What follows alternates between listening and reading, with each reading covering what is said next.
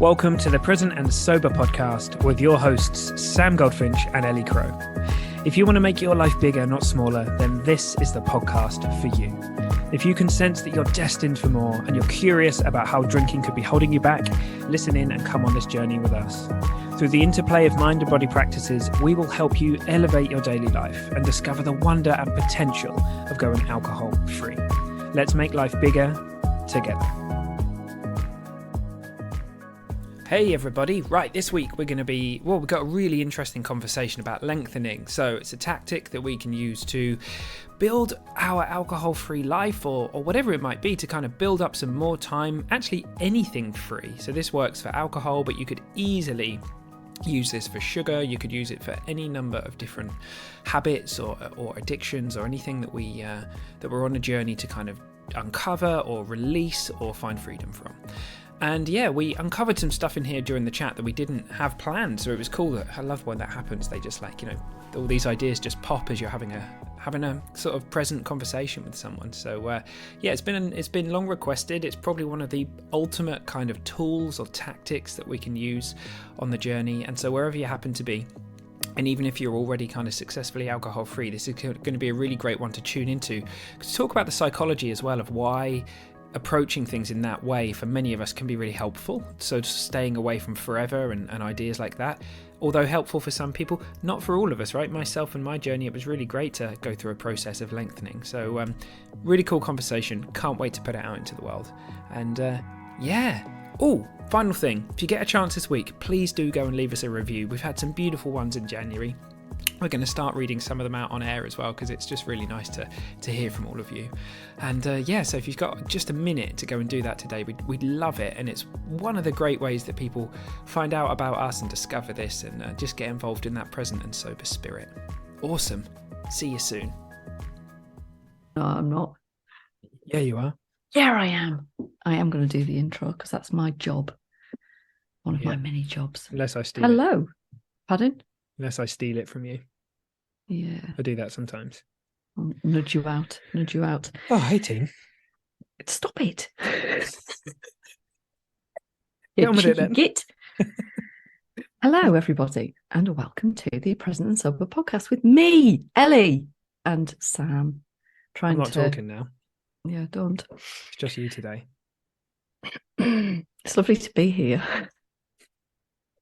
And your face tells a different story. So we're not on YouTube at the minute. Yeah. No, it's good to be here. And one of the things I was thinking about this morning was how wonderful it is that we continue to grow in our little Facebook group, in our big Facebook group. And we've been having some wonderful discussions and seeing people come off the back of Dry January, the live alcohol experiment. And you asked actually in the group, who was lengthening, and we thought this would be a really nice topic for a podcast because it's not just relevant. It's not just relevant for coming off the back of Dry January. It's a really helpful and useful tactic to employ wherever you are at in your journey and whatever the time of year is. So we thought we'd talk about that, what, the why, and the how. Awesome. I love it. I was going to make some rude joke about it not being about length, but today it is about length. It is about length. It's all about the length today, people. So here we go. Go on then, I was Ellie going to lower the tone. Well, I couldn't help myself. I'm just being childish. I know our audience loves a little bit of silliness. So that is true. That is true. Right, let's start with the what then. What on earth are we talking about lengthening? What are we talking about? So, in short, lengthening is where you are deciding to elongate your time alcohol-free. So what have you done now? Just throwing my water around. Sorry, everyone. At least there's the lid on. So you may have done something like the live alcohol experiment like I did, and you may have entirely surprised yourself with what the experience was like. And whilst you don't necessarily want to commit to being alcohol-free forever, because that's a weird thing to think about, you could have the notion of like, well, I kind of want to continue on, but I'm perhaps not sure how to do that. Like, where do I go from here? And so when we have a break from alcohol, particularly a break like 30 days, it's a really nice amount of time for things to start recalibrating, settling, returning to health. So it can be highly valuable to not only consider, where you want to go and what your intention is beyond the initial time frame that you may have set, but if things are going well and you're learning and you're curious and you're interested, then lengthening as a tactic is essentially adding additional time on. And you might say, oh, I've done 30 days, so I'm going to do another 30 days. Or you might say, I've done 30 days, so now I'm going to see if I can do 90 days. Another option is a much bigger time frame. And some people may decide, do you know what, I'm going to take a year. I'm going to have a year alcohol free. And that's a really nice length of time. I always think of Emma, our good friend Emma Gilmore, when I talk about taking a year off, because that's what she did. She said she did the live alcohol experiment as I did. We were in the same class, but we didn't know each other at the time. And then she decided, right, I'm taking a year off. And the reason I'm taking a year off drinking is because I want to experience everything. I want a full year under my belt, all of these different scenarios, celebrations, circumstances. I want to experience it all alcohol free to see what it's really like. And the byproduct of that, which was wonderful, was that despite being a party girl and no doubt having a lot of friends like I would have that would cajole you into drinking, she, in kind of setting that marker, that line in the sand, people asked her the first time and she said, oh no, I'm taking a year off. So then they left her alone. Yeah. Which was marvelous, because it's really then helpful for that, actually. Yeah. So then she wasn't having to make, one decision after another, and this repeated effort to, dissuade other folks' intentions for her. So that, and it just seemed like an awful long time, but equally, as we get older, the time seems to go by more quickly. So maybe it's not that long at all. But in terms of a tactic, that can be really, really useful. And somebody that's in my world at the moment, somebody I'm coaching, said recently that what they're going to do, they wanted to experience their last year of their 40s alcohol free. And I really liked that as an idea. It's like, wow, yeah, because it's that same thing of it's a year, it's an expansive time, but it's got some real depth and meaning to it. And again, in those conversations with other people, like, who can argue with you when you say that's your intention? I want to have my last year in my 40s alcohol free. So yeah. I think that's great.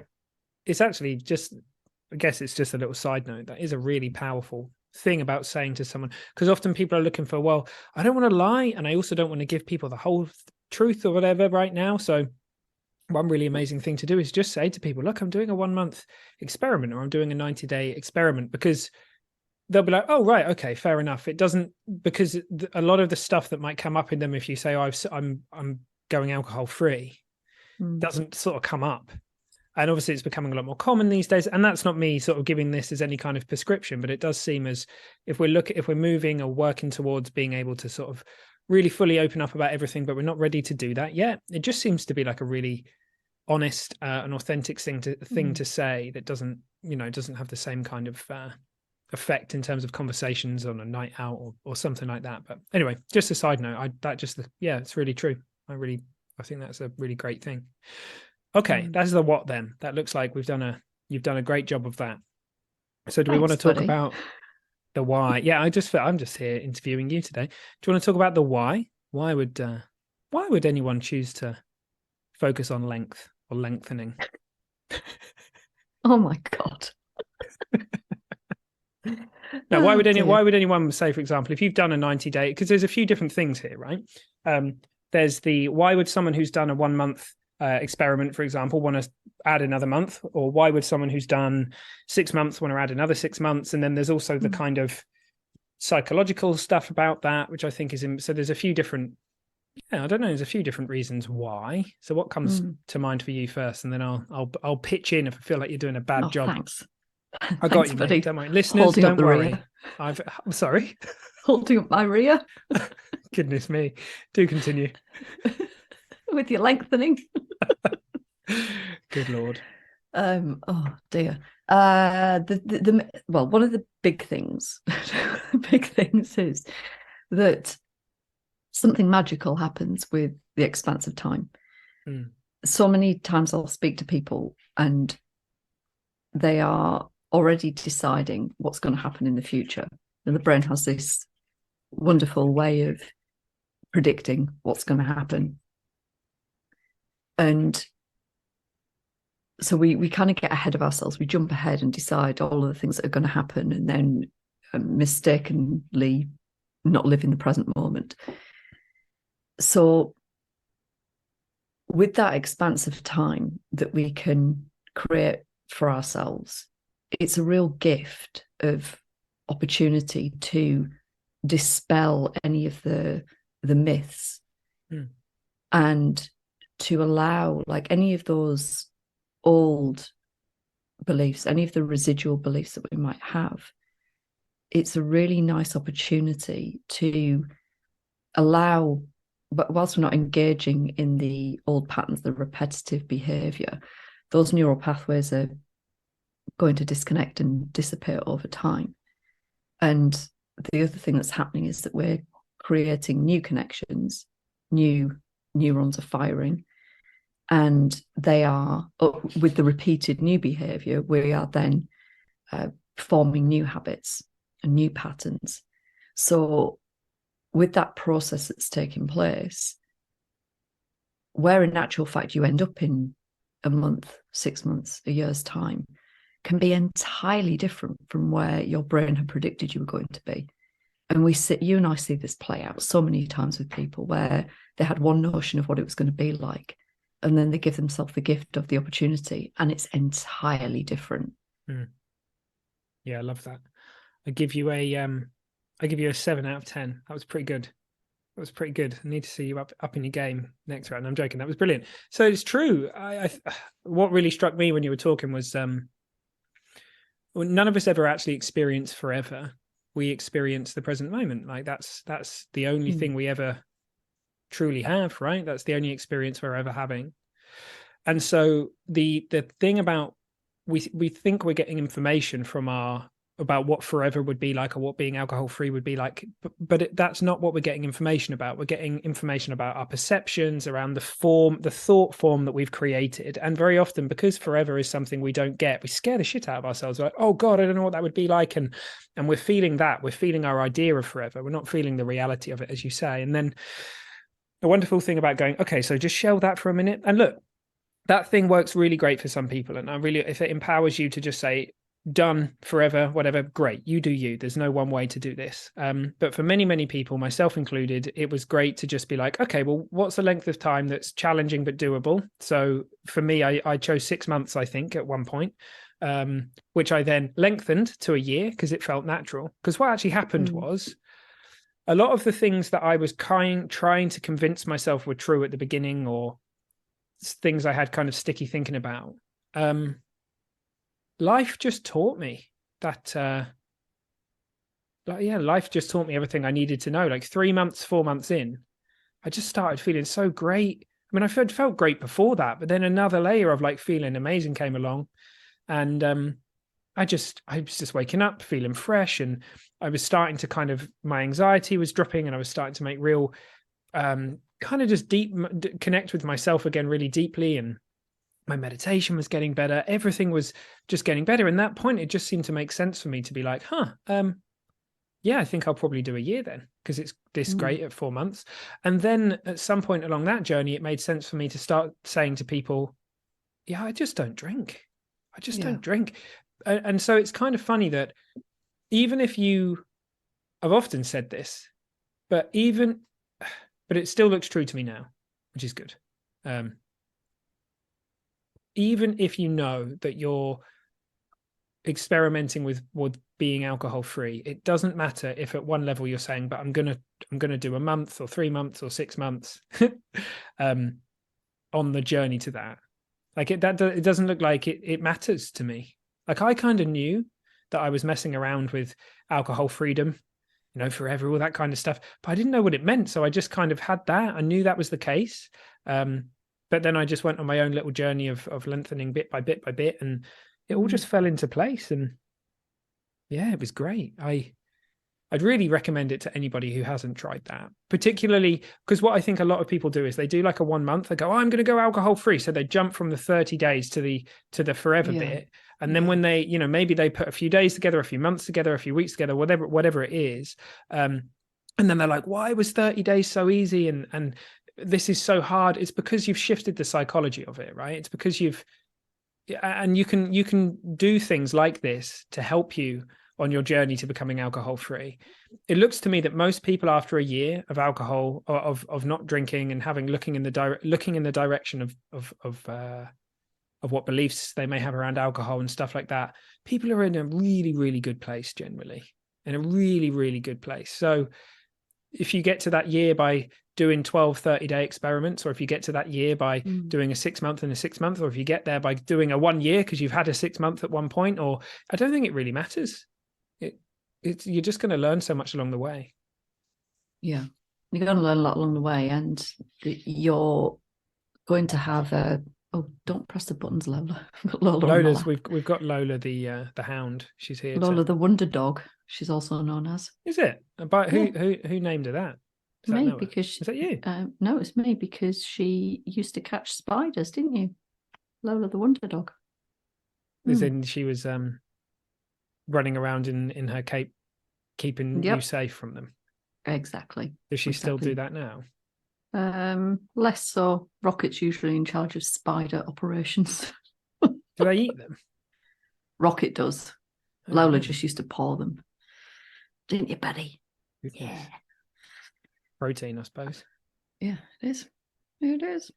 What I was going to say before Lola started pressing the buttons on my keyboard was that relaxing into whatever your plan, your journey is going to be the best way for it all to just unfold nicely without a load of unnecessary thinking around it. So as with everything, to kind of hold it loosely and just be open to the experience, as opposed to creating meaning about what the experience was. So, you were saying about like it doesn't matter whether it's 30 days, 60 days, some notion of months or years, like that there isn't a right or wrong way to do this. There's only your own way to do this. Yeah. And whatever you choose to do at whatever juncture, you're going to learn something from it. The only thing that gets in the way is where we start creating meaning and story about the decisions that we make and the way that we show up in that time. Like the more that you can relax into it, the better. And for me, that comes from your intention. So when you make a decision to lengthen, that decision, I think, comes best aligned to whatever your true intention is. And that's not necessarily going to be a behavioral, i.e., like the classic, I'm going to stop drinking or I'm going to take a break. But, well, like for me, it was all about peace and liberation. Like I wanted to feel peaceful in my life. I wanted to feel liberated. I wanted to not be thinking about drinking all the time. So having that as your guiding light is then going to put more weight behind the action that you're taking, like lengthening. Yeah, and you can also, that part of the brain that starts freaking out if you're thinking about all that big stretch of time of not drinking or whatever, it quietens it. If you say, imagine you've got 30 days and you say, okay, I'm going to do another 30. And if I drink at the end of that, so be it. That part of the brain just shuts up. It's like, okay.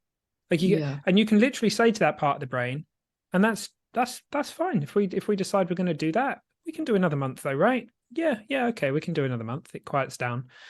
And then in the end, that voice that was never you anyway, that a lot of it may have been coming from, the kind of the phantoms of alcohol or the neuro, you sort of like the patterns in your brain that are kind of like shifting and changing, it just kind of softens and goes away. Yeah, I just think it's such a great thing, actually. I think it's something that a lot of people will have heard of and maybe haven't tried it because it doesn't necessarily seem logical, or like, oh yeah, well, how's that going to work for me then? Because surely it makes more sense to just kind of do a one and done type thing.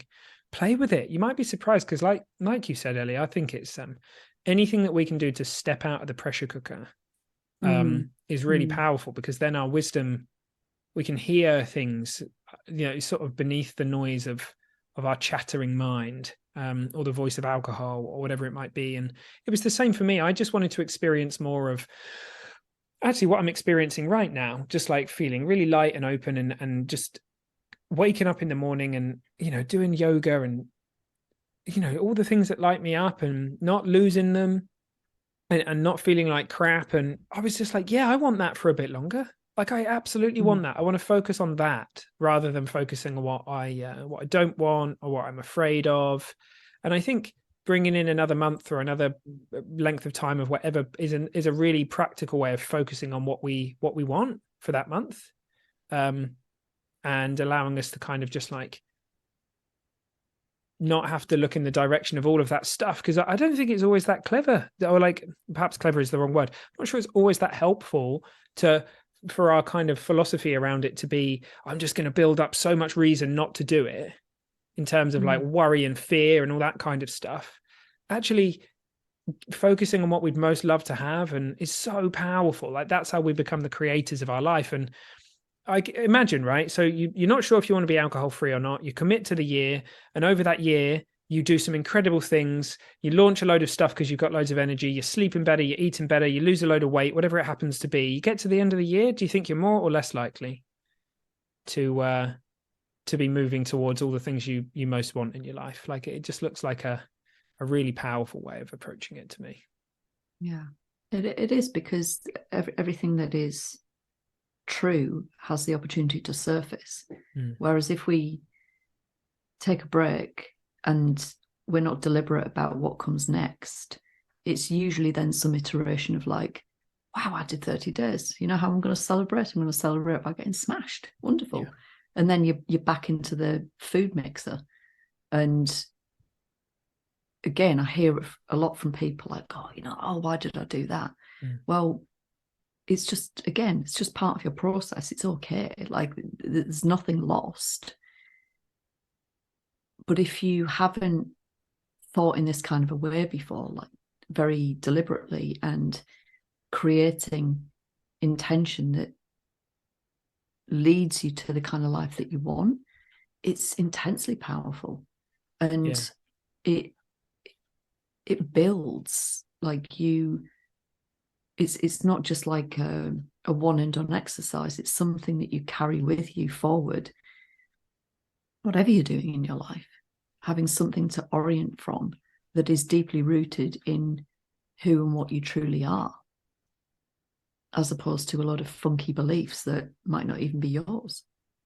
Yeah, and what occurs to me in this moment, which I've seen before, but I'm seeing it more clearly now, is that thoughts and feelings, they're not giving us the indication. They're not indicating what we think they are. So, for example, we may not feel like we're ready to be alcohol free, for example, because we've got a bunch of thoughts and feelings that are telling us otherwise, even though we can feel in our gut that's what we want.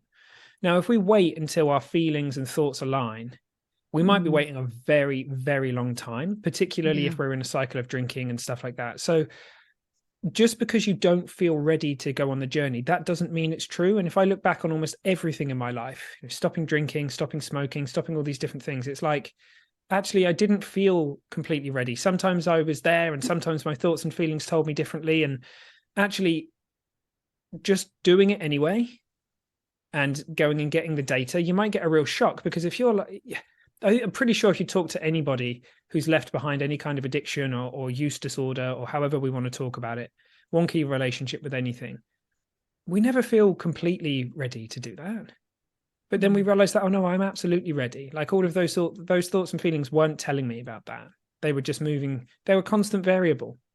But what's not is you. What's not is what you want. So commit to the journey. You might just be surprised. You might just get the shock of the best shock ever, where a few weeks or a few months down the line, you're like, oh, I'm totally ready for this. Like, because how many times do we hear, I just wish I'd done this years ago? And very God, often it's just because we haven't done it, right? It's just because we've been innocently waiting for it to actually, this is interesting as well. One of my wonderful coaching clients said to me the other day, she'd had a profound insight where she realized that because she'd been told, because she knew it was true that it was possible for being alcohol free to become joyful and effortless and easy, whenever she stopped drinking and she had a craving or a trigger, she had unconsciously been telling herself, oh, you must not be ready then.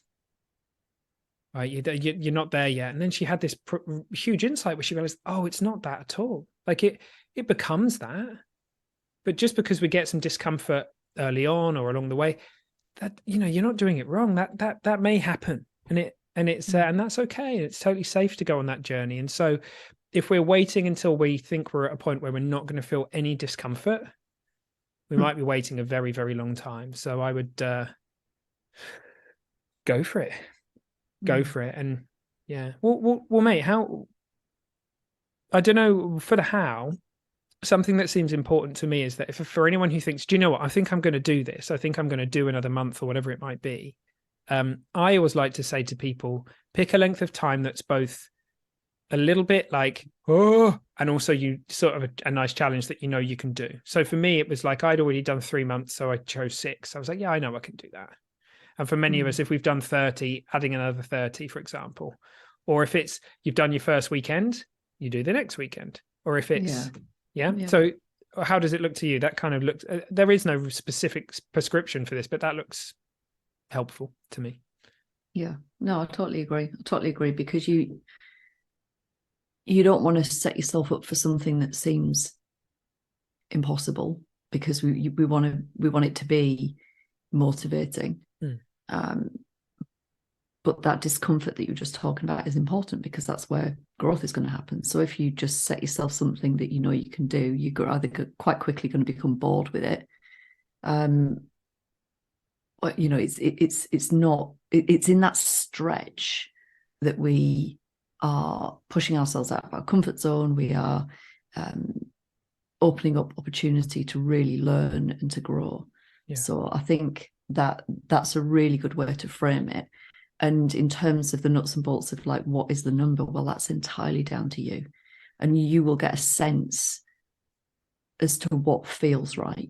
You just got to get quiet and listen carefully. And I don't mean necessarily listen for the words. It might be words. It might just be a pull, a feeling, a knowing. But you will know what's right when you settle on it. And you can be confident that whatever you try on will be the right thing for you. And you can always change it, is the other thing. You can always change your mind. And by the way, that also goes for like, if it feels like the right thing is to set yourself up for a year, you're not committing to forever. So if that kind of takes off that restrictive element off the table, then you can always go back to drinking, right? But your likelihood of wanting to go back is diminished because you've experienced what's really real as opposed to your thinking. And if you're anything like me and you go back after 18 months or whatever, you're just going to get a bunch more data that, for all you know, I mean, it was the best gift I ever gave myself. It was what actually set me free. And the other, so yeah, I love that.